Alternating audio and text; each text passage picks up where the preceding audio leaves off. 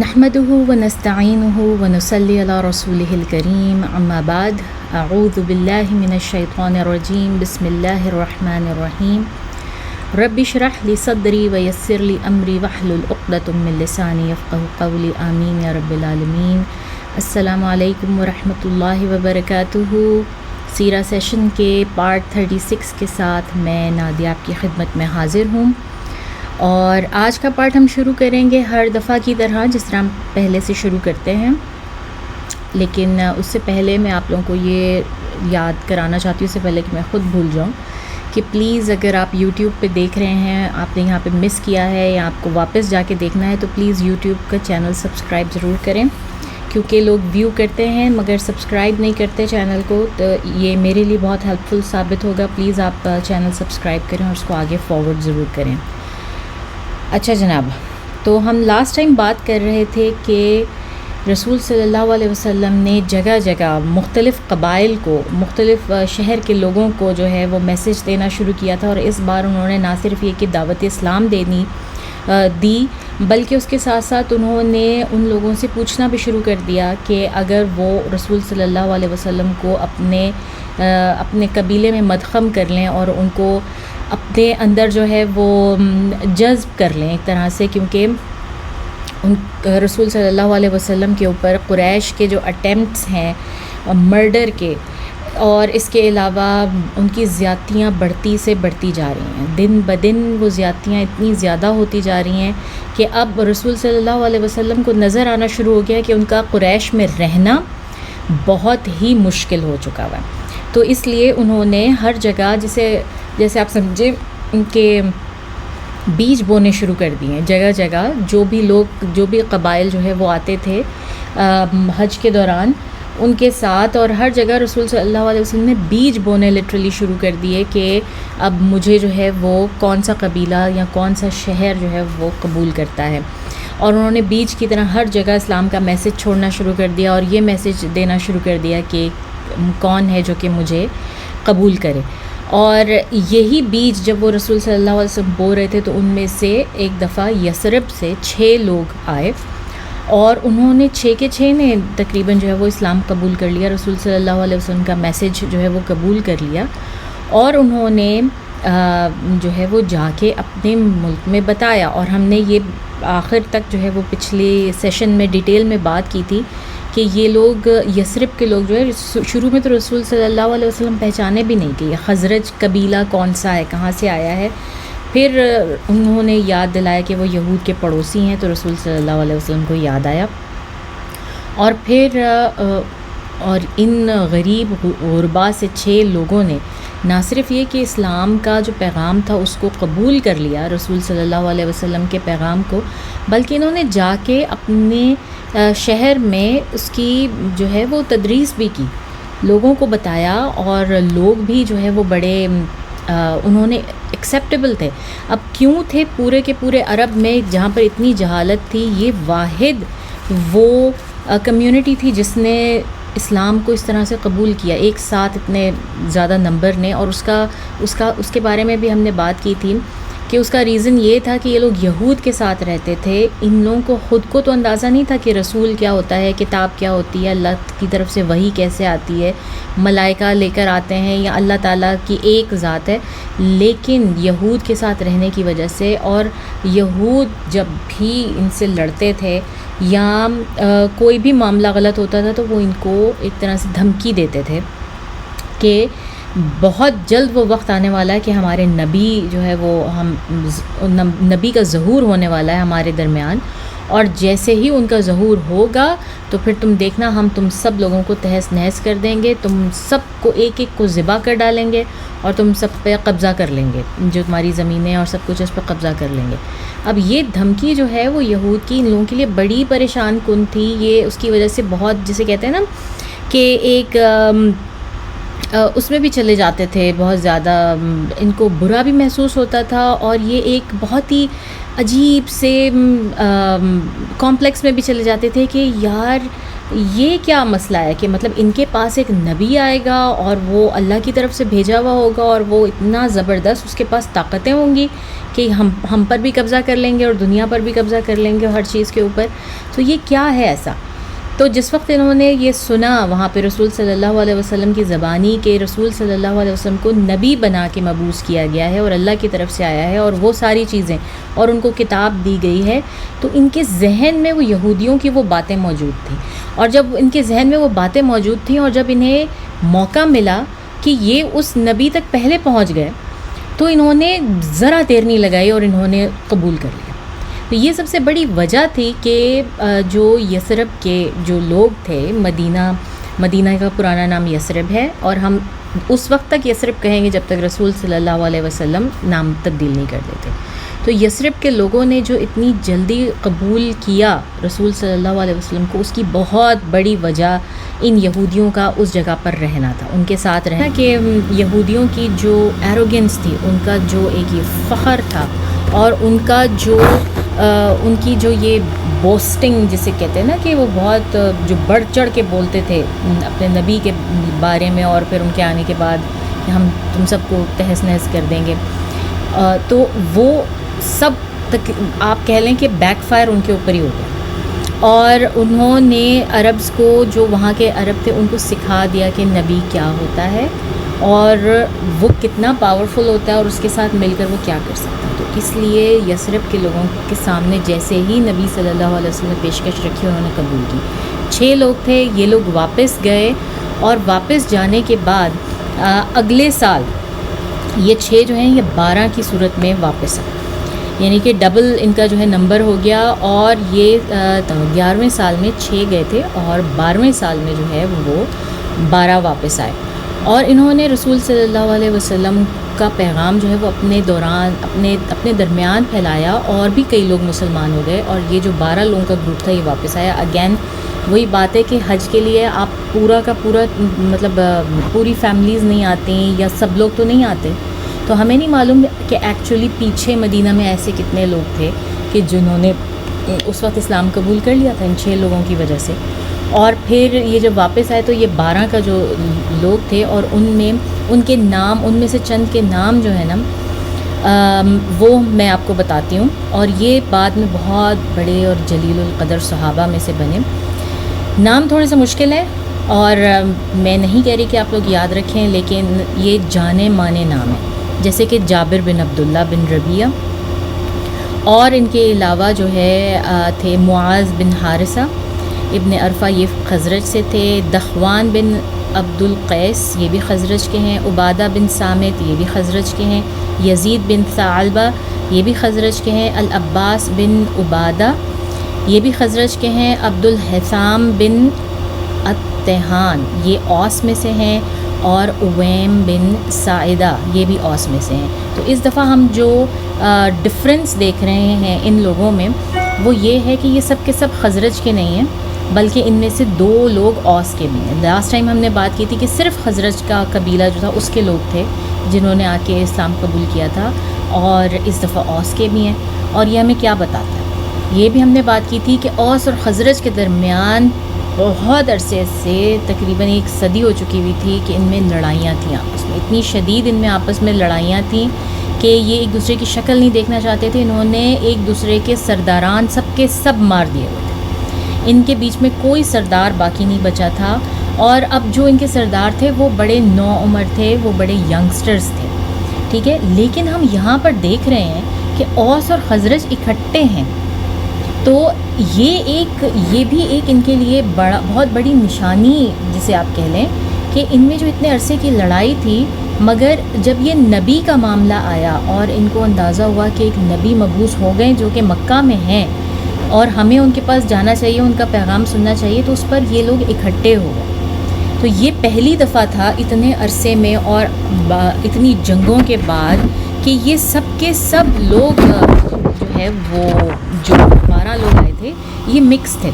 اوس اور خزرج کے، اور یہ ایک پلیٹ فارم پر اکٹھے ہو گئے تھے. اور یہ بات بڑی خوش آئند تھی یثرب کے لوگوں کے لیے، جو کہ اس سے پہلے کبھی نہیں ہوئی تھی.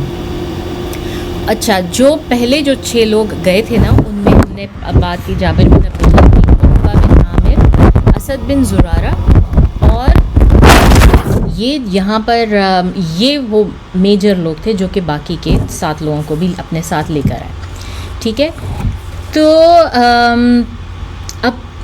جو آئے تھے لوگ، یہ لوگ بڑے کیوریس تھے یہ جاننے کے لیے کہ اچھا وہ نبی آ گئے ہیں، وہ کیسے دکھتے ہیں، وہ کیا کرتے ہیں، ان کی کیا باتیں، کیا پیغام ہے. تو بیسکلی یہ لوگ سب ان سے سننا چاہ رہے تھے. تو رسول صلی اللہ علیہ وسلم خود فرماتے ہیں کہ مکہ میں مجھے اللہ تعالیٰ نے جو ہے وہ خواب دکھایا تھا ایک دفعہ، جب رسول صلی اللہ علیہ وسلم کو ہجرت کا اللہ تعالیٰ نے حکم دینا شروع کیا اور انہوں نے اس پہ کام کرنا شروع کیا. تو رسول صلی اللہ علیہ وسلم نے خواب دیکھا، اور خواب میں انہوں نے ایک ایسی جگہ دیکھی جہاں پہ بہت سارے کھجوروں کے درخت تھے، باغات تھے، اور وہاں پر جو ہے ان کو والکینک پلینز دکھائے گئے. والکینک پلینز ہوتے ہیں کہ بہت پرانا کوئی والکینو،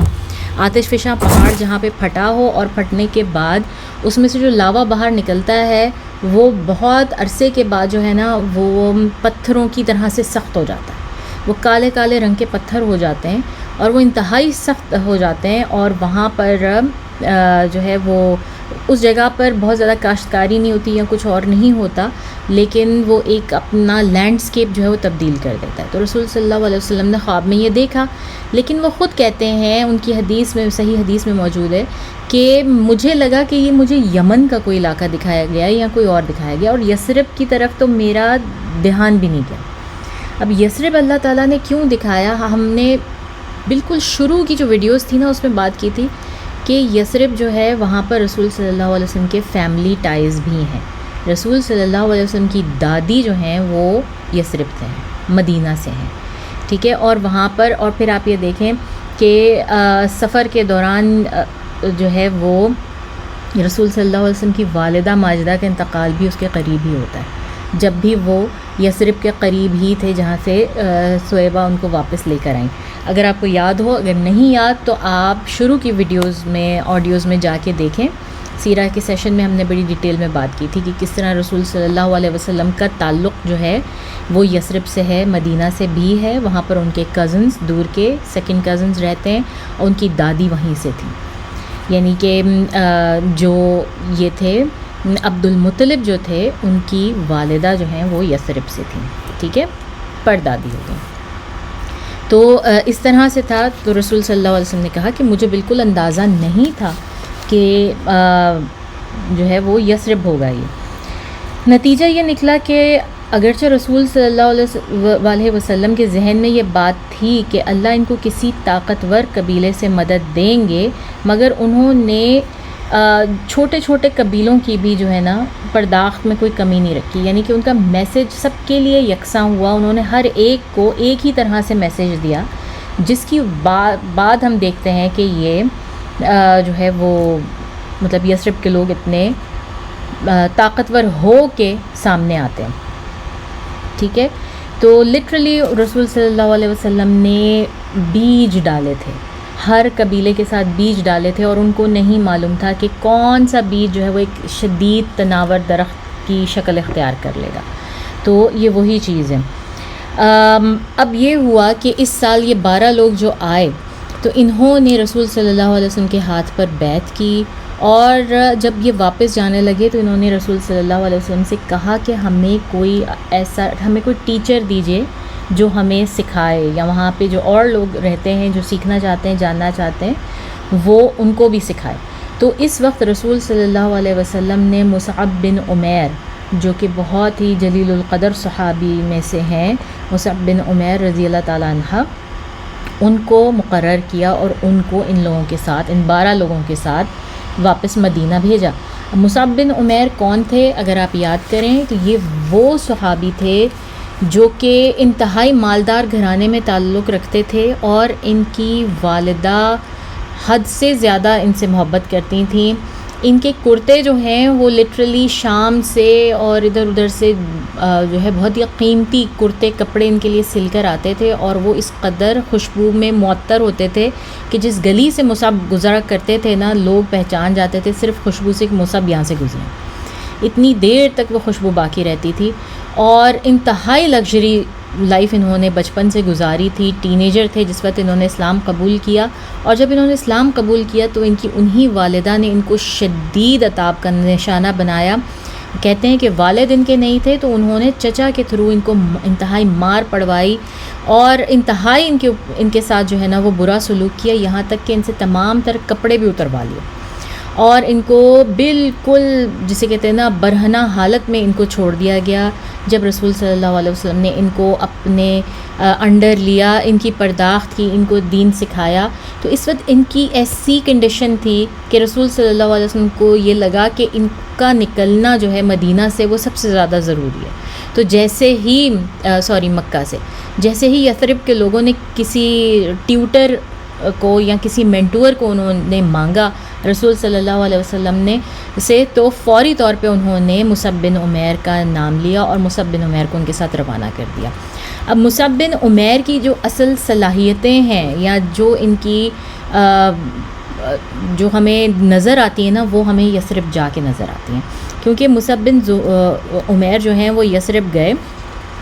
اور اسد بن زرارہ نے ان کو ہوسٹ کیا، یعنی کہ ان کے گھر پر ہی رہتے تھے اور ان کے گھر پر ہی انہوں نے ایک طرح سے اپنا جسے کہتے ہیں نا کہ یونیورسٹی بنا لی، مدرسہ کہہ لیں آپ، مسجد کہہ لیں. تو اسد بن زرارہ کا گھر وہ پہلی جگہ بنا اور وہاں سے مصعب بن عمیر نے اسلام کا پیغام پہنچانا یا پھیلانا شروع کیا. اور جیسے جیسے وہ پھیلاتے گئے، کہتے ہیں کہ 1 سال کے اندر خزرج کا اور موسٹلی خزرج کا اور اوس کے گھروں میں سے کوئی گھر ایسا نہیں تھا کہ ہر گھر میں کوئی نہ کوئی ایک مسلمان موجود ہو، یعنی کہ ہر گھر میں سے لوگوں نے اسلام قبول کرنا شروع کر دیا. سب نے نہیں، لیکن ہر گھر ایسا تھا جس میں کوئی نہ کوئی مسلمان موجود تھا. تو یہ مصعب بن عمیر کی کوششیں تھیں جس کے بعد جو ہے وہ اسلام اتنی تیزی سے یثرب میں پھیلا. اور پھر اس کے بعد جو ہے انہوں نے یہ نہ صرف گھروں میں، پھر جو قبیلے تھے قبائل ان میں بھی پھیلا. پیچھے جاتی ہوں مصعب بن عمیر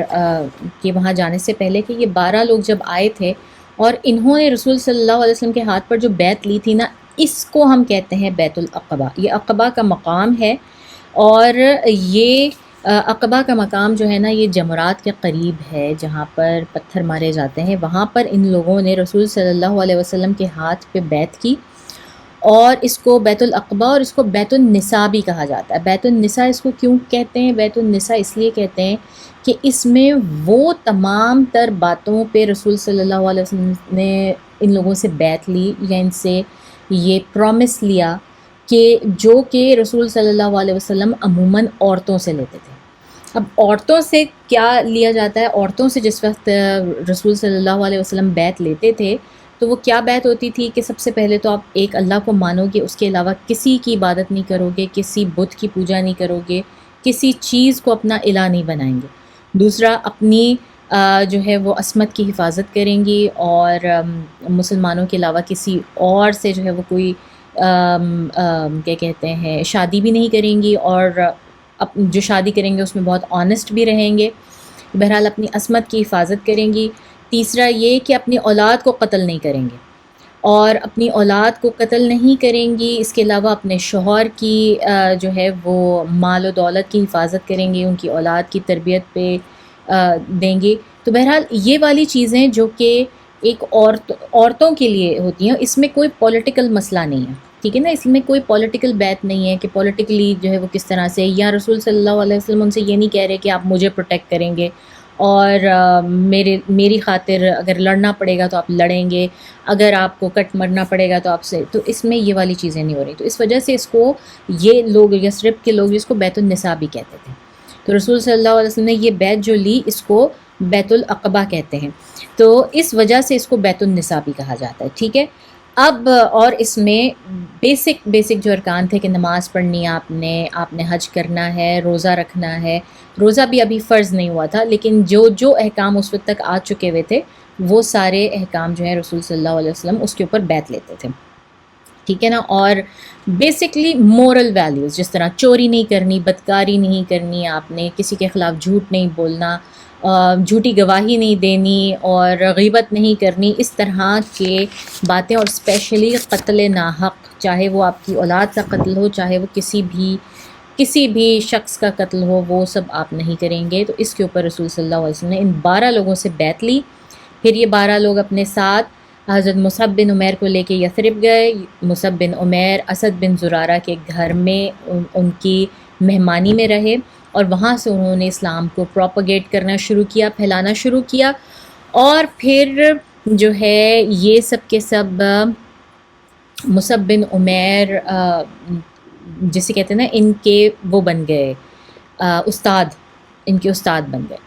اب مصعب بن عمیر رسول صلی اللہ علیہ وسلم کو خط و کتابت کے تھرو جو ہے وہ بھیجتے رہتے تھے کہ کتنی پروگرس ہو گئی ہے، کتنے لوگ ہو گئے ہیں۔ تو ایک بار انہوں نے جو ہے وہ چند ہفتوں کے بعد ہی رسول صلی اللہ علیہ وسلم کو ان کی طرف سے اطلاع ملی کہ اب یہاں پر 40 کے قریب مسلمان ہو گئے۔ تو مصعب بن عمیر کو رسول صلی اللہ علیہ وسلم نے اپنا جو ہے وہ دے کے مطلب ان کو پیغام بھیجوایا کہ اب آپ جمعہ آپ پہ فرض ہو چکا ہے، اب آپ جمعے کی نماز ادا کیجیے۔ تو یہ ایک بہت ہسٹوریکل مومنٹ ہے کہ اگر، اور کوئز کا سوال ہے کہ اسلام کا پہلا جمعہ کس نے پڑھا اور کہاں پڑھا، تو یہ چیز ہے کہ رسول صلی اللہ علیہ وسلم وہ پہلے شخص نہیں تھے جس نے کہ جمعے کی نماز پڑھائی، لیڈ کی یا خطبہ دیا، بلکہ وہ مصعب بن عمیر تھے، اور وہ اسد بن زرارہ کے گھر میں 40 لوگوں کی موجودگی میں انہوں نے پہلا جمعہ ادا کیا، اور پہلے جمعے کے ساتھ انہوں نے خطبہ بھی دیا وہاں پر۔ اور ہم دیکھتے ہیں کہ رسول صلی اللہ علیہ وسلم جمعے کی نماز اس وقت تک نہیں پڑھتے جب تک کہ وہ ہجرت نہیں کر جاتے، اور اس وقت 11-12 سال ہو چکے ہیں نبوت کو آئے ہوئے، رسول صلی اللہ علیہ وسلم کو مبعوث ہوئے 12واں سال چل رہا ہے، اور جمعے کی نماز ابھی تک انہوں نے نہیں ادا کی جس طرح کہ ہم آج دیکھتے ہیں۔ اور یہ پہلی جمعے کی نماز مصعب بن عمیر نے یثرب میں ادا کی، ٹھیک ہے، اسد بن زرارہ کے گھر میں، جبکہ خود مصعب بن عمیر جو ہے وہاں پر انہوں نے جمعے کا خطبہ بھی دیا، انہوں نے نماز بھی پڑھائی۔ اچھا، اب یہاں سے جو ہے نا وہ بہت سارے لوگ فقہ نکالتے ہیں بہت کہ نماز جمعہ کے لیے کم از کم 40 لوگ جو ہیں وہ ضروری ہیں، لیکن ایسا نہیں ہے، اور اس کی کئی وجوہات ہیں۔ یہ بھی ٹھیک ہے 40 لوگ ہوں اور آپ جمعہ ادا کریں، وہ بھی ٹھیک ہے، لیکن ہم نہیں جانتے کہ 40 تو اس حدیث کے مطابق چلیں ہو گئے، ٹھیک ہے نا، اور حنبلی مذہب کے لوگ ہیں زیادہ تر جو کہ وہ اس بات کو کرتے ہیں، لیکن ایسے بھی کئی اور بھی لوگ تھے جو کہ گھروں میں موجود تھے اور جن کا اسلام ابھی ظاہر نہیں ہوا تھا، یا جو دلی طور پہ مسلمان ہو گئے تھے مگر ان کو صحیح کنورژن کا طریقہ نہیں پتہ تھا۔ تو بہرحال رسول صلی اللہ علیہ وسلم نے جا کے یہ چیز، مطلب ایسا تو نہیں ہوا نا کہ باقاعدہ کاؤنٹ کیا گیا اور کہا گیا کہ نہیں اب 40 ہو گئے ہیں اور اب پڑھی جائے۔ بس رسول صلی اللہ علیہ وسلم کو جب بھی پتہ چلا کہ اچھا اب ایک نمبر ایک اکٹھا ہو گیا ہے لوگوں کا، تو انہوں نے حکم دے دیا کہ پڑھی جائے۔ اچھا، اب یثرب کے 2 لوگ ایسے تھے یثرب میں جو کہ سرداران میں سے آتے تھے، اور ہم نے آپ کو بتایا تھا کہ بہت زیادہ عمر رسیدہ سرداران نہیں تھے، یہ سب بڑے ینگ سرداران تھے۔ ان میں سے ایک کا نام تھا اسید بن حذیر، اور دوسرے بہت ہی مشہور سعد بن معاذ رضی اللہ تعالی عنہم،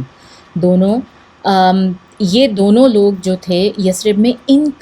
انہوں نے کس طرح سے اسلام قبول کیا، اس کا واقعہ بہت انٹرسٹنگ ہے، اور اس لیے بھی انٹرسٹنگ ہے کیونکہ یہ قبائل کے سرداران میں سے تھے، اور ان کے پیچھے پھر پورے قبیلے نے اسلام قبول کیا۔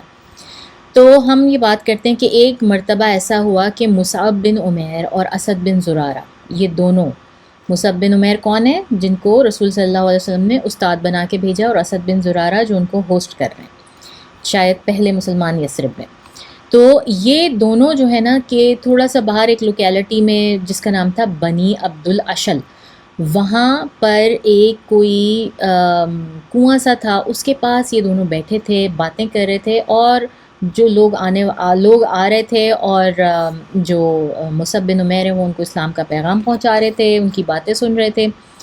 اب یہاں سے جو ہے سعد بن معاذ اور اسید بن حذیر، یہ دونوں جو قبائل کے لیڈران تھے،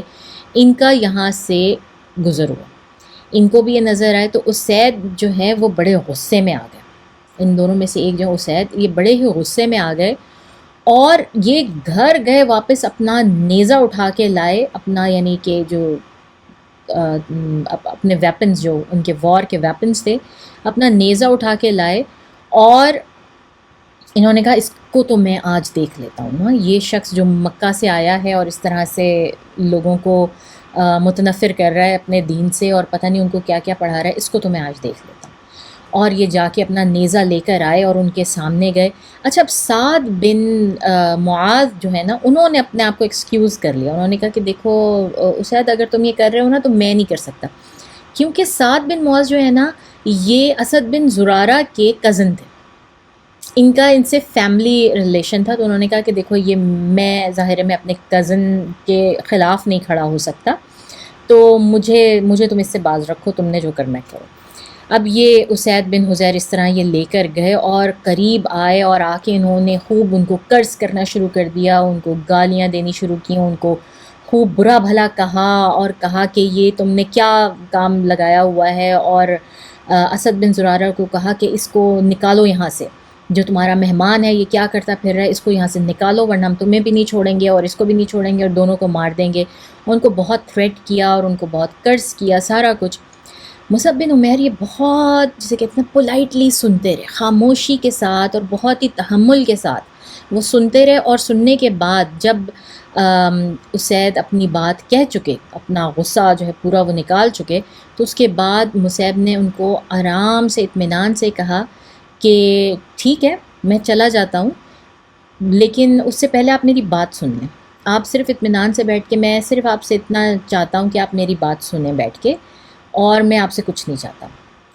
تو اسید ایک دم سے جو ہے وہ ہوا. ظاہر ہے کہ جس وقت آپ بہت زیادہ غصے میں ہوں اور آپ کو آگے سے جو ہے وہ فیول نہ ملے فائر کا، تو پھر تھوڑی سی وہ آگ جو ہے وہ تھوڑی سی ٹھنڈی ہونی، کنٹین ہونی شروع ہو جاتی ہے. تو وہی چیز ہوئی کہ مصعب نے اتنی کاملی، اتنا تحمل کے ساتھ ان کو ریاکشن دیا کہ نہ چاہتے ہوئے بھی اسید جو ہیں وہ ٹھنڈا ہونے پہ تھوڑا سا مجبور ہو گئے. اور ہونے کے بعد انہوں نے کہا اچھا ٹھیک ہے، کیا کہنا چاہتے ہو تم کہو. تو اسید نے کہا اگر آپ کو میری باتیں اچھی لگیں تو ٹھیک ہے، کوئی مسئلہ نہیں، لیکن اگر آپ کو نہ اچھی لگیں اور اس کے بعد بھی آپ کا فیصلہ یہی ہو تو مجھے کوئی اعتراض نہیں ہے، میں جانے کو تیار ہوں. تو اس کے بعد بیٹھ کے جو ہے نا انہوں نے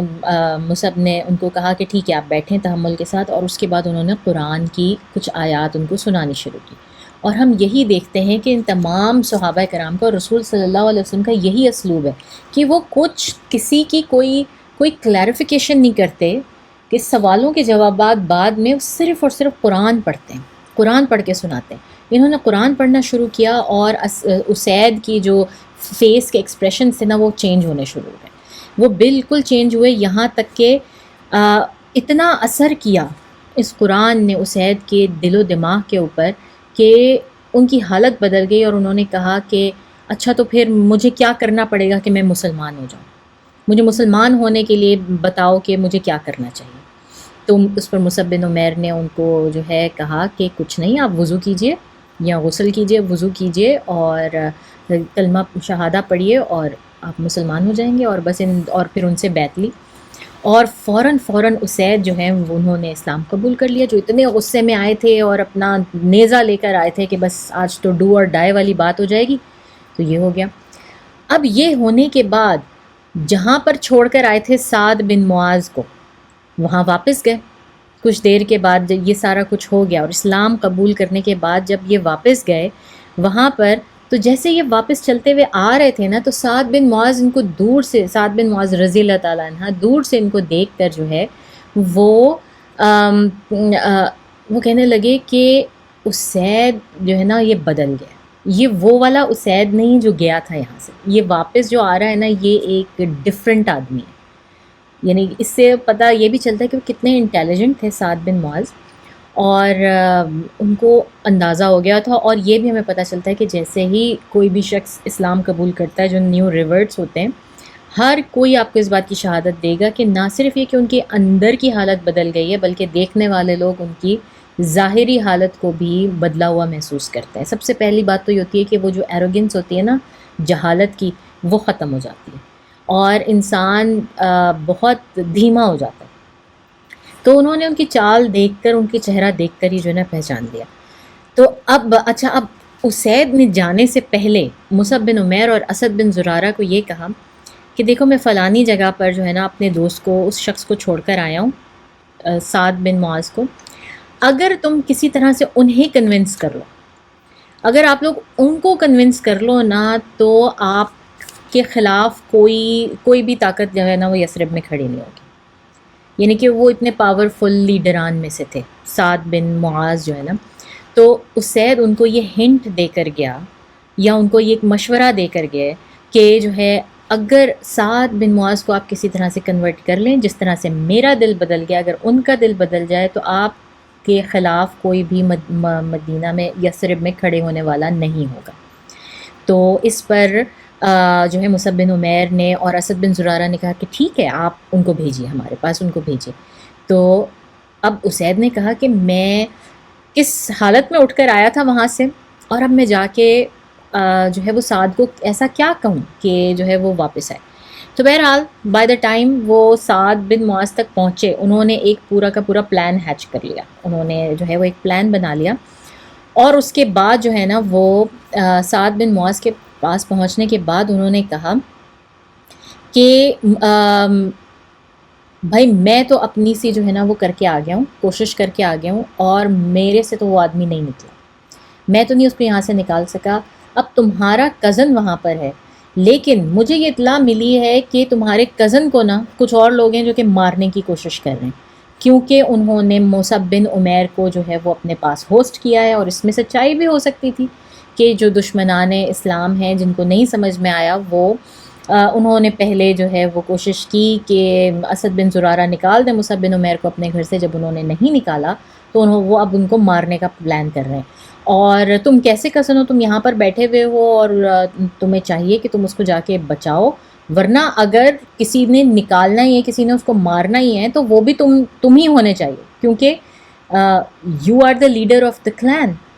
ٹھیک ہے نا۔ تو وہ کوئی اور شخص آ کے آپ کے بندے کو کیوں مارے یا کیوں نکالے وہاں سے، جب آپ لیڈر خود ہیں اور خود موجود ہیں، تو تم خود کیوں نہیں یہ کرتے یہ کام جا کے۔ اب اس طرح سے یہ لٹرلی ایک پلان تھا، اور اسید بن سعید کو معلوم تھا کہ مطلب کون سے وہ بٹنز پریس کریں گے تو سعد بن معاذ جو ہے وہ ایک دم سے جو ہے وہ جانے کے لیے تیار ہو جائیں گے۔ اب اس کے بعد جب سعد بن معاذ نے یہ سنی بات، تو وہ فوراً سے اٹھے اور تیار ہو گئے، انہوں نے کہا کہ ٹھیک ہے میں جا کر دیکھتا ہوں، اور سعد بن معاذ بھی گئے، اسی طرح اپنی تلوار نکال کے لائے، اور انہوں نے کہا کہ آج تو میں یہاں اس شخص کو نکال دوں گا تاکہ میرا قبیلہ، میرے قبیلے کے لوگ محفوظ رہیں، یا پھر میں اس کو قتل کر دوں گا۔ تو اسی طرح سے سعد بن معاذ بھی جو ہے وہ گئے، اور اسی جگہ پر گئے جہاں پر یہ دونوں موجود تھے، اسد بن زرارہ اور مصعب بن عمیر، اور سعد بن معاذ نے جا کے بھی اسی طرح سے جو ہے نا وہ ان کو للکارا، اور ان کو کہنا شروع کیا کہ جو ہے کیوں تم یہاں پر کیا کر رہے ہو، اور کس طرح سے جو ہے وہ تم ہمارے اس میں آ گئے ہو اور ہمیں کیا پڑھا رہے ہو۔ تو اگین جو مصعب بن عمیر تھے، ان کا بالکل وہی کام ڈیمینر، بالکل ویسے ہی تحمل والا رویہ تھا، وہ خاموشی سے سنتے رہے ان کی بات۔ جب وہ ٹھنڈے ہو گئے تو انہوں نے ان کو بھی وہی بات کی جو کہ انہوں نے اس سے پہلے اسید بن حضیر کو کی تھی، اور ان کو کہا کہ میں سمجھ سکتا ہوں آپ کی پریشانی اور آپ کی جتنی بھی جو ہے یہ غصہ، میں سب سمجھ سکتا ہوں، لیکن میں یہ چاہتا ہوں کہ پلیز آپ میری بیٹھ کے ایک دفعہ بات سنیں، اور میری بات سنیں۔ اگر آپ کو میری بات نہیں سمجھ میں آتی تو میں چلا جاؤں گا یہاں سے، ٹھیک ہے؟ اگر آپ کو لگتا ہے کہ میں کچھ غلط بات کر رہا ہوں، کچھ غلط کام کر رہا ہوں، تو مجھے کوئی تکلیف نہیں ہے، اور میں خود ہی چلا جاؤں گا۔ اور یہ ایک اچھی کنڈیشن تھی سعد بن معاذ کے لیے، ایک عقل مند آدمی کے لیے، بغیر خون بہائے اگر کوئی شخص خود ہی جانے کو تیار ہو جائے تو کیا مذائقہ اس میں، ٹھیک ہے نا۔ تو انہوں نے کہا کہ ٹھیک ہے، آپ بھی ٹھیک ہے، بتاؤ مجھے کیا کہنا چاہتے ہو۔ تو اب سعد بن ابی وقاص وہاں پہ بیٹھے، اور اس بار مصعب بن عمیر نے سورہ زخرف کی عبادت کی تلاوت جو ہے وہ شروع کی، اور سورہ زخرف ان کو پڑھ کے سنائی، اور سعد بن معاذ جو کہ بنو اشل کے قبیلے کے سردار تھے، یہ بیٹھ کے سورہ زخرف سن رہے ہیں، اور ان کا بھی بالکل وہی معاملہ ہوا جو کہ اسید بن حضیر کا ہوا تھا، اور ان کی بھی حالت بدلنا شروع ہو گئی۔ اور اس کے فوراً بعد جیسے انہوں نے تلاوت ختم کی، ان کے دل پر ایسا اثر ہوا کہ انہوں نے کہا کہ ٹھیک ہے، مجھے بتاؤ کہ مجھے کیا کرنا ہے، میں مسلمان کیسے ہو سکتا ہوں۔ ایک دم سے وہی بالکل ری ایکشن ہوا جو کہ اسید بن حضیر کا تھا، اور یہ بھی ایک دم ٹھنڈے پڑ گئے، ان کو بھی وہی بتایا مصعب بن عمیر نے کہ آپ غسل کیجئے، وضو کیجئے، اور اس طرح سے آپ اسلام میں داخل ہو جائیے۔ اس کے بعد سعد فوراً اپنے قبیلے میں گئے، جو بنو عشل ان کا جو قبیلہ تھا اس میں گئے، اور تمام لوگوں کو اکٹھا کیا بنو اشل کے، اور ان سے کہا کہ میں تم لوگوں کی طرف ہرگز منہ نہ کروں گا، یا میں تم لوگوں سے بات نہیں کروں گا، تم لوگوں کی طرف دیکھوں گا بھی نہیں جب تک کہ تم سب مسلمان نہیں ہو جاتے۔ اب آپ دیکھیں کہ اس ایک شخص کے تھرو اللہ تعالیٰ نے کئی سینکڑوں لوگوں کو مسلمان کیا، وہ بھی ون گو میں، ایک جھٹکے کے اندر، کہ انہوں نے جا کے، کیونکہ یہ سردار تھے اور سب لوگ چاہے وہ پولیٹیکلی جو ہیں وہ ان کا تعلق ہو ان کے ساتھ، ان کے کتنے مفاد جڑے ہوتے ہیں آپ کے سرداران کے ساتھ کہ آپ ان کو ڈینائی نہیں کر سکتے، ان کے اگینسٹ نہیں جا سکتے، تو اسی وجہ سے جو ہے پورا قبیلہ جو ہے وہ مسلمان ہونے پر مجبور ہو گیا، سوائے ایک شخص کے۔ صرف اور صرف ایک شخص ایسا تھا جس کا نام تھا اسیرم۔ اسیرم وہ واحد شخص تھا جس نے کہ اسلام قبول نہیں کیا، اور اسیرم وہ واحد شخص تھا جس نے کہ غزوہ احد تک اسلام قبول نہیں کیا۔ غزوہ احد کی صبح جو ہے نا، یہ شخص آیا اور اس نے رسول صلی اللہ علیہ وسلم کے ہاتھ پر بیعت کی۔ اب ہوتا یہ تھا کہ جب یہ کسی جنگ وغیرہ میں جاتے تھے، رسول صلی اللہ علیہ وسلم بھیجتے تھے تو لوگ ان کو جانے نہیں دیتے تھے، ان کو یہ آ کے پوچھتے بھی تھے اسیرم کہ میں آپ کے ساتھ چلتا ہوں، یا مجھے بھی مال غنیمت میں حصہ چاہیے، میں لڑ سکتا ہوں، ایبل ہوں، تو لوگ کہتے تھے نہیں تم مسلمان نہیں ہو تو ہمیں تمہاری ضرورت نہیں ہے، تم جاؤ یہاں سے۔ تو جس وقت صبح غزوہ احد کی انہوں نے جا کے رسول اللہ صلی اللہ علیہ وسلم کے ہاتھ پر اسلام قبول کیا، اور اس کے بعد جب یہ لوگوں کے بیچ میں شامل ہوئے تو لوگوں نے پھر ان سے پوچھا کہ آپ کیوں آئے ہیں یہاں پر، ہمیں آپ کی ضرورت نہیں ہے، ہم تو صرف مسلمانان جو ہیں وہی لڑیں گے اور وہی سب کچھ کریں گے۔ تو انہوں نے کہا نہیں، میں اس دفعہ میں مسلمان ہو کر آیا ہوں۔ انہوں نے غزوہ احد کی صبح اسلام قبول کیا، اور ظہر کا وقت آنے سے پہلے ان کی شہادت بھی ہو گئی۔ تو عبداللہ بن عباس جو ہے نا، وہ اپنے اسٹوڈنٹس سے یہ سوال کیا کرتے تھے کہ وہ کون سے ایسے صحابی ہیں جنہوں نے ایک بھی نماز نہیں پڑھی، ایک بھی روزہ نہیں رکھا، کوئی حج نہیں کیا، کوئی انہوں نے یعنی کوئی کسی قسم کی عبادت نہیں کی، اور اس کے باوجود وہ شہید ہو کے مرے اور جنت میں گئے، وہ ایسے کون سے صحابی ہیں؟ تو یہ بھی ایک کوئسچن ہے اور ان کا نام تھا اسیرم۔ تو وہ عبداللہ بن عباس جو کوئز کیا کرتے تھے اپنے اسٹوڈنٹس کو، تو یہ اسیرم تھے جو ایک شخص بنو الاشل سے مسلمان نہیں ہوا تھا۔ اچھا، اب یہ اسید بن حضیر کے بارے میں آپ کو رضی اللہ تعالیٰ عنہ، ان کے بارے میں آپ کو ایک اور بہت انٹرسٹنگ فیکٹ بتاؤں جس کی وجہ سے یہ مشہور ہیں، ہمیں پتہ لگتا ہے ان کے بارے میں، ہم سنتے احادیث سنتے ہیں، تو ان کا معاملہ یہ تھا کہ جب یہ قرآن کی تلاوت کرتے تھے نا تو فرشتے اترتے تھے، اور فرشتے اتر کے بیٹھ کے سنتے تھے۔ یہ تو ہمارا ایمان ہے ایز اے مسلم کہ ہر شخص جب قرآن کی تلاوت کرتے ہیں، جب ہم اونچی آواز میں، اسی لیے قرآن کو اونچی آواز میں تلاوت کرنے کا حکم ہے کہ فرشتے سنتے ہیں، کیونکہ فرشتوں کو ایکسس نہیں ہے، وہ قرآن نہیں پڑھ سکتے، وہ صرف سن سکتے ہیں۔ تو لیکن یہ وہ صحابی ہیں جن کے تھرو اللہ تعالیٰ نے یہ ایک معجزہ ہمیں دکھایا رسول صلی اللہ علیہ وسلم کے دور میں، کہ جب یہ قرآن کی تلاوت کرتے تھے اور فرشتے اترتے تھے تو یہ ان کو نظر آتے تھے، ان کو ایک نور نظر آتا تھا، ان کو کوئی نظر آتا تھا۔ ایک دن انہوں نے رسول صلی اللہ علیہ وسلم سے آ کر سوال کیا، انہوں نے پوچھا کہ یا رسول اللہ صلی اللہ علیہ وسلم، میں جب بھی قرآن کی تلاوت کرتا ہوں تو کچھ ایسا ہوتا ہے، کچھ ایسے نور سا اترنا شروع ہوتا ہے، اور اس کے بعد جو ہے وہ میرے جانور سارے بدک جاتے ہیں، میرے ارد گرد جو بھی جانور ہوتے ہیں وہ بدکنا شروع کر دیتے ہیں، اور میں یہ محسوس کرتا ہوں۔ تو انہوں نے جو رسول صلی اللہ علیہ وسلم نے ان کو بتایا، اس لیے ہمیں معلوم ہے کہ یہ فرشتے اترتے ہیں جو کہ تمہاری تلاوت سننا چاہتے ہیں۔ تو اب اس سے مطلب ہم یہ نہیں نکال سکتے کہ نعوذ باللہ رسول صلی اللہ علیہ وسلم جب تلاوت کرتے ہوں گے تو اس وقت فرشتے نہیں اترتے ہوں گے، یا کوئی اور صحابی جو ہے جب تلاوت کرتے ہیں، سب کے لیے اترتے ہیں، لیکن یہ وہ خاص صحابی ہیں جن کے تھرو ہمیں اللہ تعالیٰ نے بتایا اور ان کے لیے یہ معجزہ رکھا اور یہ اس کے لیے مشہور ہوئے، ٹھیک ہے۔ اور سعد بن معاذ یہ وہ جلیل القدر صحابی ہیں، یہ بھی جو ہے وہ شہید ہوئے۔ یہ وہ صحابی ہیں جن کے لیے کہا جاتا ہے کہ اللہ تعالیٰ کا عرش ہل گیا کہ کون ہے جس نے اس شخص کو قتل کرنے کی ہمت کی، یعنی کہ اتنے یہ جلیل القدر اور اللہ تعالیٰ کے قریب اتنے مقرب، ان کا اتنا بڑا مقام کہ اللہ تعالیٰ کا عرش ہل جانا غصے سے یا اللہ تعالیٰ کی جلال سے۔ تو یہ وہ صحابی ہیں جن کے لیے جو ہے وہ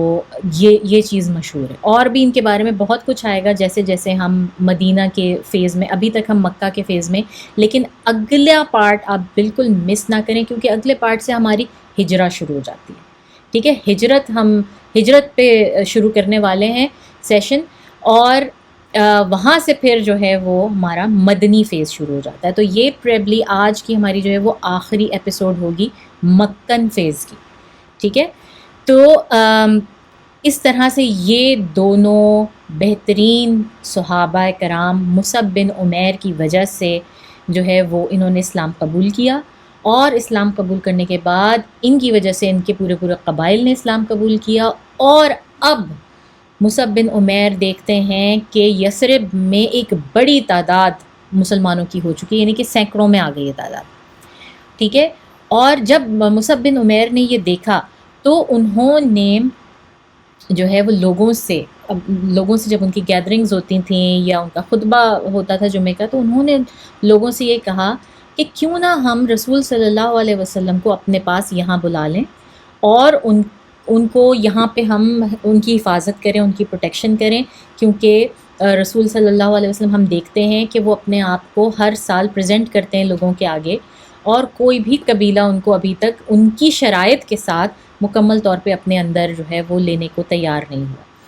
اور یہ سب لوگ مصعب بن عمیر کے انڈر ٹرین ہوئے تھے، سارا کچھ مطلب یہ جانتے تھے، ان کے بارے میں ہسٹری بھی دیکھ رہے تھے، کرنٹلی جو میسج آتا جا رہا تھا قرآن کا رسول صلی اللہ علیہ وسلم ان کو بھیجتے تھے اور مصعب بن عمیر کے تھرو ان سب میں پہنچتا تھا۔ تو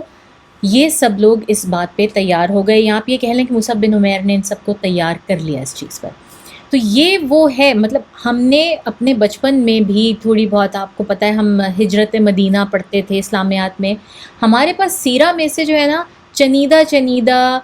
قصے اور واقعات ہیں، لیکن ہمیں یہ ایک تسلسل جو ہے نا وہ نہیں ملتا، ہمیں اپنے ایکیڈیمک سسٹم میں یہ تسلسل نہیں ملتا، اس لیے بھی سیرہ میں جاننی بہت ضروری ہے۔ میری کوشش یہ ہے کہ میں اس تسلسل کے ساتھ جو ہے نا وہ آپ کو سیرہ سناؤں کہ آپ کو پتہ چلے کہ مدینہ میں کیوں گئے رسول صلی اللہ علیہ وسلم، کیوں اور کسی جگہ نہیں گئے، کیوں انہوں نے جا کے حبشہ کیوں نہیں چلے گئے،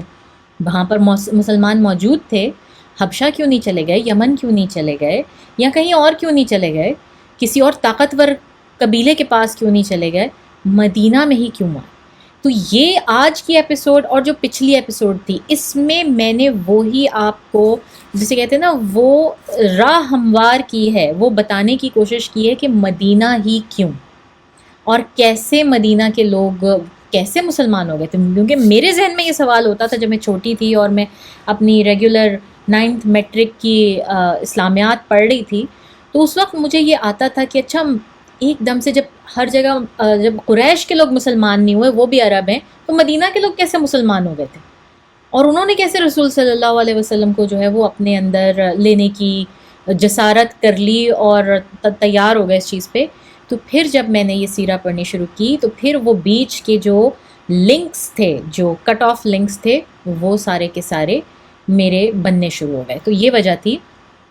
مدینہ کے لوگ جو ہے وہ اس طرح. اب اگلا سال جب آ رہا ہے تو مصعب بن عمیر جو کہ 13واں سال ہے آپ کے نبوت کا، اور آخری سال ہے رسول صلی اللہ علیہ وسلم کا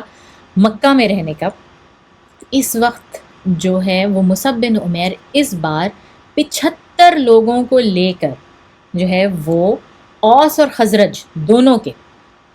اب یہ پھر ذہن میں اس بات کو رکھیں کہ یہ وہ قبیلے ہیں جو لڑ لڑ کے انہوں نے ختم کر دیا، ایک دوسرے کو مار دیے سب کے سردار، مگر یہ دونوں قبیلے مصعب بن عمیر کی استادی میں، ان کی سرداری میں جو ہیں وہ مکہ جاتے ہیں اپنے حج کے لیے، رسول صلی اللہ علیہ وسلم سے ملتے ہیں، اور وہاں پر یہ بیت العقبہ ثانیہ جو دوسری بیت العقبہ ہے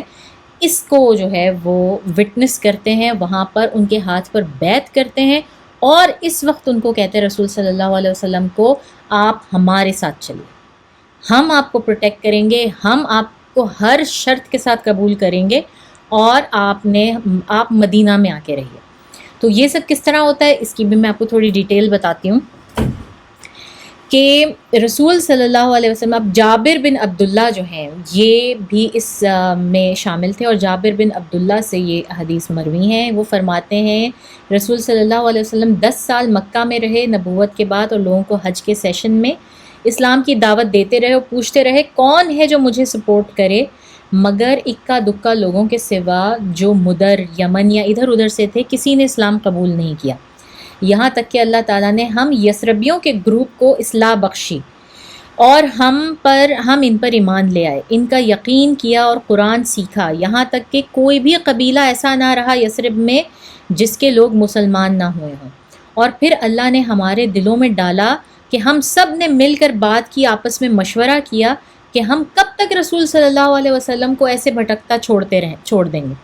اور ایسے بھٹکتے ہوئے دیکھتے رہیں گے مکہ کی ایک وادی سے دوسری وادی کی طرف، اور اپنی زندگی کی خاطر اور اسلام کی اشاعت کی خاطر. یعنی کہ جابر بن عبداللہ کہہ رہے تھے کہ انہیں یہ آئیڈیا جو ہے وہ اللہ تعالیٰ کی طرف سے ان کے دلوں میں یہ بات ڈالی گئی تھی. پھر کعب بن مالک جو ہیں وہ یہ کہتے ہیں، وہ وٹنس تھے، عینی شاہد تھے اس بیعت کی، اور یہ فرماتے ہیں کہ جب ہم حج کے لیے جا رہے تھے تو ہم نے اپنا اسلام اپنے مشرک رشتہ داروں سے چھپا رکھا تھا، اور ہم سب نے مشاورت کی کہ ہم لوگ حج کی آخری رات فجر سے پہلے عقبہ کے قریب کی وادی میں اکٹھے ہوں گے، اور اس لیے ہم آدھی رات کو اپنے خیموں سے ایک دو کر کے خاموشی سے نکلے تاکہ کسی کو معلوم نہ ہو، اور رسول صلی اللہ علیہ وسلم کا انتظار کرنے لگے. اور ہم نے رسول صلی اللہ علیہ وسلم کو آتے ہوئے دیکھا ان کے چچا العباس کے ساتھ. عباس اس وقت تک مسلمان نہ ہوئے تھے اور اب بھی اپنے باپ دادا کے دین پر ہی تھے. اس سے ہمیں کیا پتہ چلتا ہے؟ اس سے ہمیں یہ پتہ چلتا ہے کہ جب یہ 75 لوگ گئے نیکسٹ ایئر رسول صلی اللہ علیہ وسلم سے ملنے کے لیے گئے، یہ حج کے مطلب ان کے پاس بہترین جسے کہتے ہیں وہ پلاٹ تھا کہ جی کیوں اتنے سارے لوگ آ رہے ہیں مکہ میں، تو وجہ اس کی انہوں نے حج بنائی. لیکن رسول صلی اللہ علیہ وسلم کو پیغام بھیج دیا کہ وہ ان سے ملنا چاہتے ہیں، اور رسول صلی اللہ علیہ وسلم نے بھی انہیں بتایا کہ فجر کے بعد علی صبح، ابھی جس وقت کسی کے اٹھنے کا امکان نہیں ہے، فجر کے وقت یا اس سے پہلے بلکہ، تو اس وقت جو ہے وہ مجھے فلانی وادی میں عقبہ کے قریب آپ لوگ ملیں. اور کعب بن مالک ہمیں بتاتے ہیں کہ ہم لوگ جو لوگ آئے تھے ان کے بیچ میں مشرک رشتہ دار بھی تھے، تو انہوں نے اپنے مشرک رشتہ داروں کو سوتا ہوا چھوڑا، اور جو مسلمان ہو گئے تھے وہ خاموشی سے اٹھ کے اور گئے، اور اس جگہ جا کے انہوں نے جمع ہونا شروع کر دیا. اور پھر جابر بن عبداللہ کہتے ہیں کہ رسول صلی اللہ علیہ وسلم العباس کے ساتھ تشریف لائے. جب یہ آئے تو عباس نے کہا کہ رسول اللہ صلی اللہ علیہ وسلم نے کہا، یعنی کہ ہم سب لوگوں کو دیکھ کر جابر بن عبداللہ یہ کہہ رہے ہیں کہ عباس اس وقت تک مسلمان نہیں ہوئے ہیں،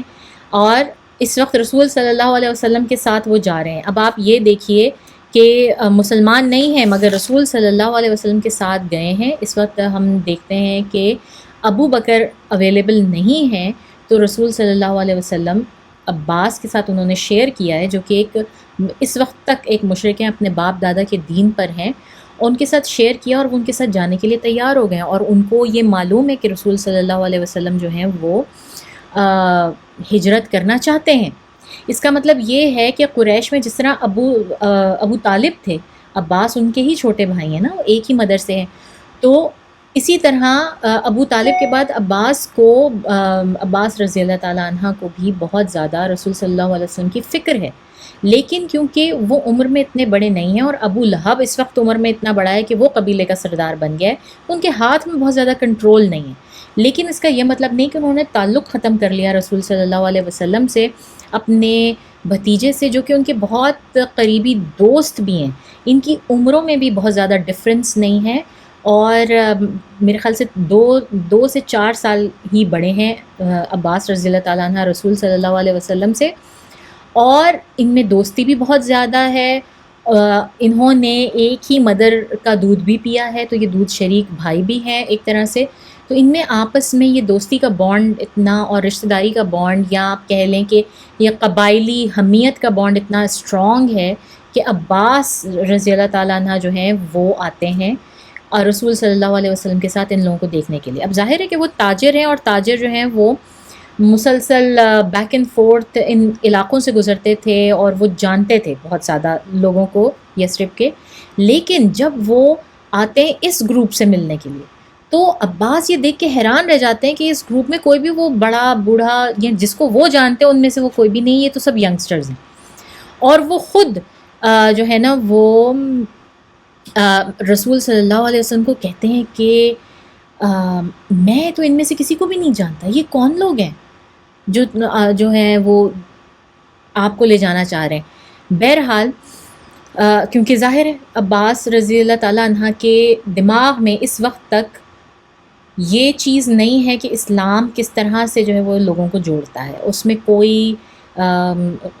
قبائل، کوئی رنگ و نسل، کوئی ذات پات، کسی قسم کا کوئی وہ نہیں ہوتا، وہ اپنی پرانی اسی جو جاہلیت کی مینٹیلٹی اس سے سوچ رہے ہیں کہ یہ کون لوگ ہیں، یہ تو طاقتور بھی نہیں ہیں، یہ تو اتنے چھوٹے سے ینگ ہیں سارے کے سارے، اور مطلب یہ کیا پروٹیکٹ کریں گے نا آپ کو، تو وہ پریشان ہے اس معاملے میں۔ تو اس کے بعد جو ہے نا، اور دوسری چیز یہ کہ یہ لٹرلی ایک ٹرانسفر آف ویزا ہو رہا ہے، ٹھیک ہے نا۔ جب ہم ایک ملک سے دوسرے ملک کی شہریت لیتے ہیں، یا جب ہم لوگ یہاں پر آئے تھے اور ہم نے یہاں پہ اپنی پی آر لیا تھا، ہم نے اپنی پرماننٹ ریزیڈنس یہاں پہ لی تھی، تو آپ کا انٹرویو ہوتا ہے باقاعدہ، اور وہ دیکھتے ہیں، وہ آپ کے بارے میں جانتے ہیں، دیکھنا چاہتے ہیں، اور آپ کی پوری کرمنل ہسٹری، کرمنل ریکارڈ آپ کا دیکھا جاتا ہے، آپ کا سارا کچھ دیکھا جاتا ہے، یہاں تک پورا ایک خاندان کی ڈیٹیل آپ کے دادا پردادا تک جاتی ہے یہاں پر۔ تو یہ وہی کام ہو رہا ہے نا ایک طرح سے، کہ رسول صلی اللہ علیہ وسلم کا ویزا ٹرانسفر ہو رہا ہے ایک جگہ سے دوسری جگہ۔ تو العباس کو شاید اس لیے بھی رسول صلی اللہ علیہ وسلم اپنے ساتھ لائے کہ یہ ایک جانے پہچانے شخص ہیں۔ تو جابر کہتے ہیں کہ ہم رسول صلی اللہ علیہ وسلم سے بات کرنے کے لیے آگے بڑھے، تو عباس فوری طور پہ کھڑے ہو گئے، اور انہوں نے رسول صلی اللہ علیہ وسلم کے بہاف پر ہم سے بات کی، اور ہمیں کہا کہ یا خزرج، اب اس وقت تک ان کو نہیں معلوم کہ اس میں اوس بھی موجود ہیں، ٹھیک ہے، یا خزرج تم جانتے ہو اس آدمی کو، یعنی کہ رسول صلی اللہ علیہ وسلم، ان کا رتبہ، ان کا مرتبہ ہم میں کتنا بڑا ہے، یہ بنو ہاشم میں سے ہیں، تو ان کا مرتبہ سمجھو،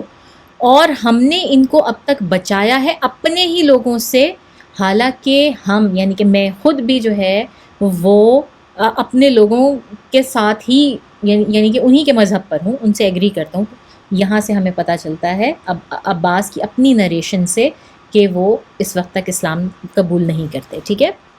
تو انہوں نے کہا کہ ہم اپنے لوگوں کے ساتھ اگری کرتے ہیں، اور ان کے باپ اور اپنے ہی باپ دادا کے دین پر قائم ہیں، ان کی ہمارے درمیان بہت عزت ہے، بہت حرمت ہے، مگر انہوں نے یہ فیصلہ کیا ہے کہ یہ ہمیں چھوڑ کر آپ کی طرف جائیں گے، ٹھیک ہے۔ تو اگر تو تم لوگوں کو لگتا ہے، تمہیں یقین ہے کہ تم ان کی شرائط کا پاس رکھ سکتے ہو، ان کی حفاظت کر سکتے ہو جس طرح سے ہم نے کی ہے، ان سے ان لوگوں سے جو بھی ان کی مخالفت کے لیے آئیں، تو تب ہی صرف اور صرف ان کی ذمہ داری اٹھانے کی کوشش کرو، ورنہ آج کے بعد ان کا پیچھا چھوڑ دو اور ان کو ان کے حال پر رہنے دو۔ اور جان لو کہ یہ اپنے لوگوں کے درمیان بے تحاشا عزت والے ہیں۔ اب العباس رضی اللہ تعالیٰ عنہ جو ہیں وہ اس وقت مطلب ان کی اس تقریر سے اندازہ ہوتا ہے کہ وہ ہیزیٹنٹ ہیں، ان کو سمجھ میں نہیں آ رہا کہ یہ کن لوگوں کے ساتھ رسول صلی اللہ علیہ وسلم جانے والے ہیں، اور وہ ان لوگوں کو نہیں پہچانتے، تو وہ تھوڑے سے گھبرا رہے ہیں کہ یہ کہاں پر جو ہے وہ جانے کی رسول صلی اللہ علیہ وسلم نے ٹھان لی ہے، اور یہ کر بھی پائیں گے ان کو پروٹیکٹ یا نہیں۔ تو خزرج کے لوگوں نے کہا کہ او عباس، آپ نے کافی بول لیا، اب آپ رسول صلی اللہ علیہ وسلم کو بولنے دیجئے، اور آپ صلی اللہ علیہ وسلم یا رسول اللہ فرمائیے آپ کی کیا کنڈیشنز ہیں، یا آپ ہم سے کیا چاہتے ہیں۔ تو مطلب یہ کہ فیصلہ یثرب والوں کا تھا، تو رسول صلی اللہ علیہ وسلم ان کے پاس رہیں، تو وہ خود آئے تھے، یعنی کہ کہاں رسول صلی اللہ علیہ وسلم اپنے آپ کو ہر ایک کے آگے پریزنٹ کر رہے تھے، اور کہاں یہ یثرب کے لوگ جو ہیں یہ خود آئے تھے رسول صلی اللہ علیہ وسلم کے پاس یہ پروپوزل لے کے کہ آپ ہمارے ساتھ چلیں۔ تو رسول صلی اللہ علیہ وسلم نے فرمایا ان سے کہ میں بیعت لوں گا آپ لوگوں سے کہ آپ لوگ میری اس طرح سے حفاظت کریں گے جس طرح آپ اپنے فیملی ممبرز کی، اپنے گھر میں عورتوں اور بچوں کی حفاظت کرتے ہیں، آپ کو مجھے میری پروٹیکشن اس طرح سے کرنی ہوگی۔ اور جس پر البرہ بن ابن المعرور ایک شخص تھے خزرج کے، انہوں نے کہا ہم سب لوگ جنگ و جدال میں بہت ایکسپرٹ ہیں، یہی ہم کرتے آئے ہیں صدیوں سے، ہم آپ اس بارے میں بالکل فکر نہ کریں، ہم آپ کی حفاظت کریں گے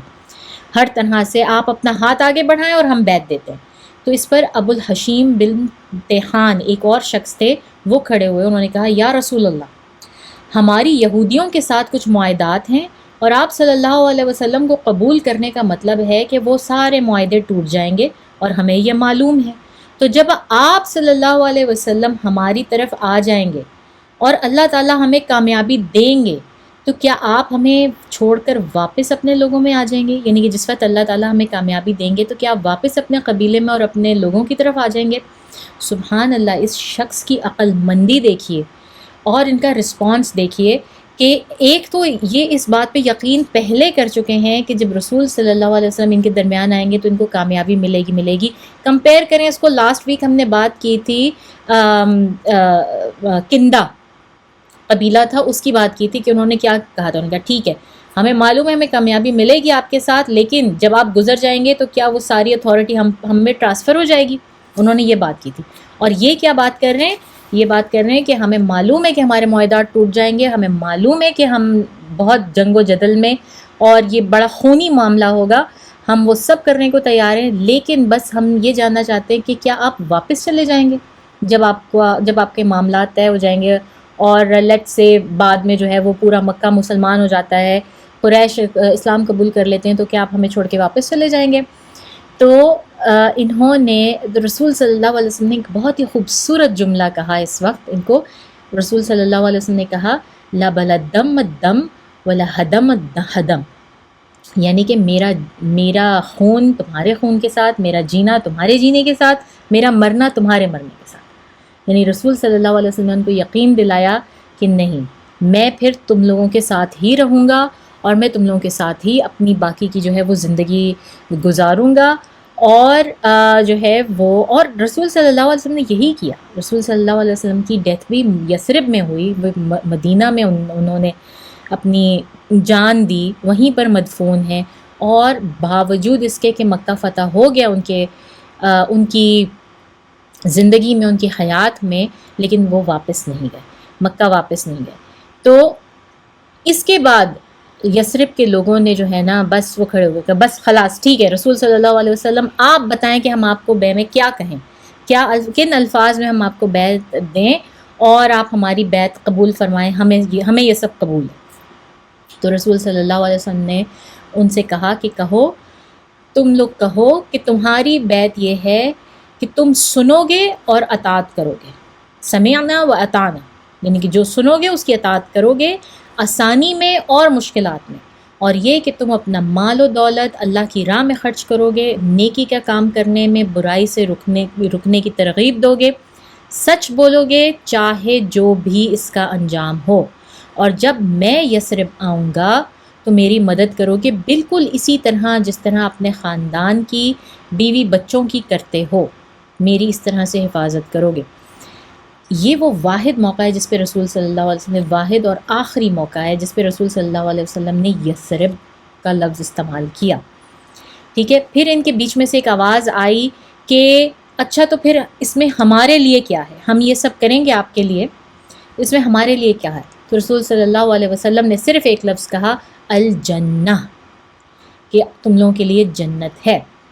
اور اس کے بعد سب لوگ کھڑے ہوئے بیعت دینے کے لیے، اور اس سے پہلے کہ کوئی رسول صلی اللہ علیہ وسلم کا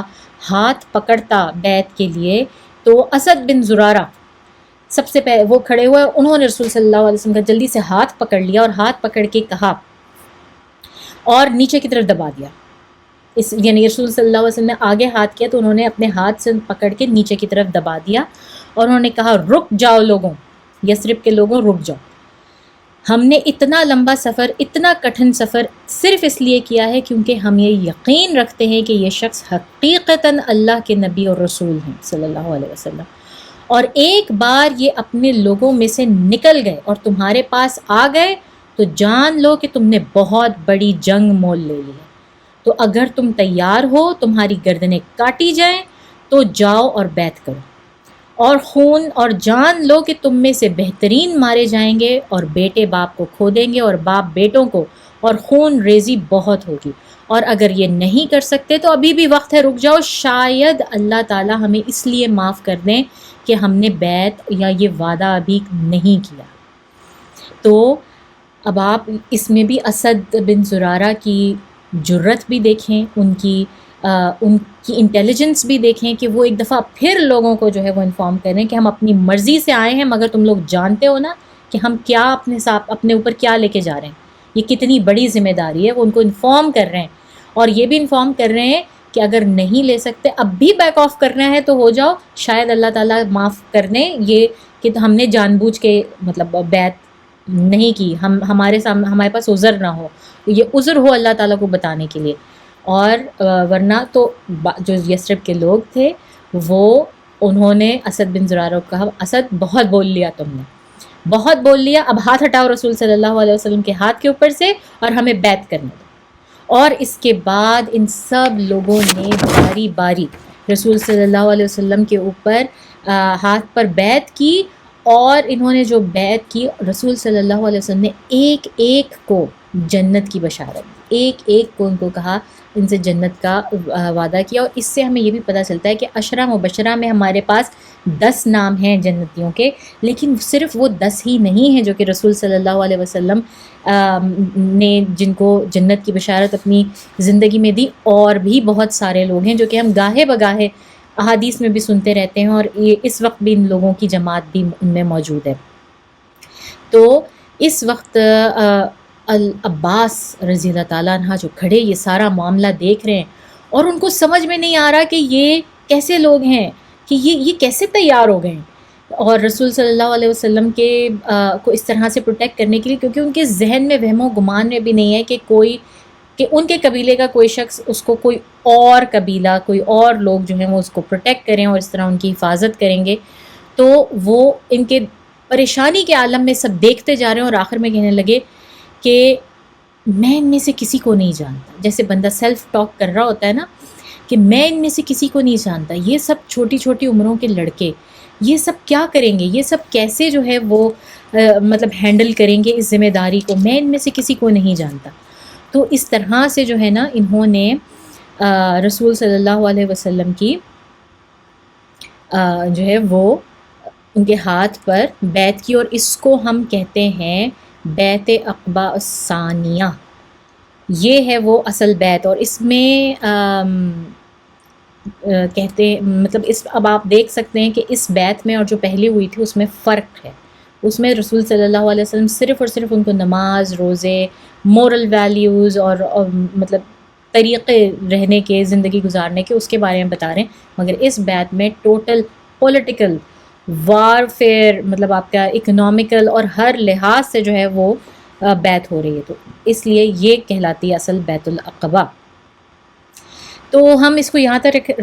تک رکھتے ہیں. تھوڑی سی اور ڈیٹیلز باقی ہیں اس بیعت کی جو کہ وقت کی کمی کی وجہ سے آج نہیں کر پائیں گے، انشاءاللہ اگلی ویڈیو میں کریں گے. اور اب آگے جو ہیں وہ ہجرت کے واقعات آ رہے ہیں جو کہ اگلے ہفتے سے ہم انشاءاللہ شروع کریں گے. تھوڑی بہت اس کی ڈیٹیلز رہ جائیں گی، وہ میں اس لیے چھوڑتی ہوں تاکہ اگلے ہفتے آپ کو کنٹینیویشن بن جائے اس ویڈیو کا. تو اب تک کے لیے اتنا ہی. سبحانک اللہم نشہد ان لا الہ الا انت نستغفرک و نتوب الیک. السلام علیکم ورحمۃ اللہ وبرکاتہ.